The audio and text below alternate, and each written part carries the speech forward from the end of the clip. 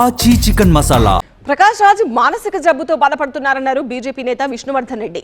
హిందువులపై ఆయన విషం చిమ్ముతున్నారని మండిపడ్డారు. శ్రీరాముడి గురించి అవమానకరంగా మాట్లాడిన ప్రకాష్ రాజ్ వెంటనే హిందువులకు క్షమాపణలు చెప్పాలని డిమాండ్ చేశారు.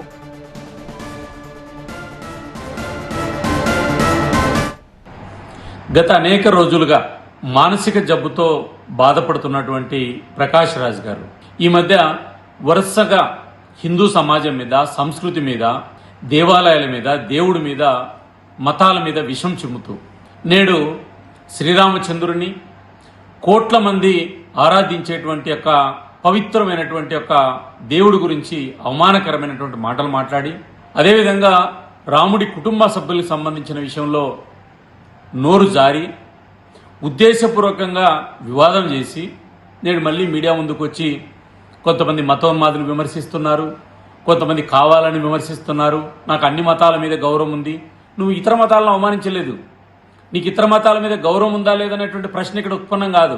హిందూ సమాజాన్ని ఎందుకు అవమానించావు, రాముడిని ఎందుకు అవమానించావు, రాముడి కుటుంబాన్ని ఎందుకు అవమానించావు, 120 నుంచి 130 కోట్ల మంది దేశంలో ఆరాధ్యంగా పూజించేటువంటి శ్రీరామచంద్రుని యొక్క మాట్లాడాల్సినటువంటి వివాదం ఎందుకు వచ్చింది, ఈ విషయాలు మాట్లాడకుండా మళ్ళా ఈరోజు సిగ్గు లేకోకుండా ఈరోజు తన మీడియా ముందరకు వచ్చి మాట్లాడేటువంటి వ్యాఖ్యలు ఏవైతే ఉన్నాయో ఇది క్షమించరన్నటువంటిది.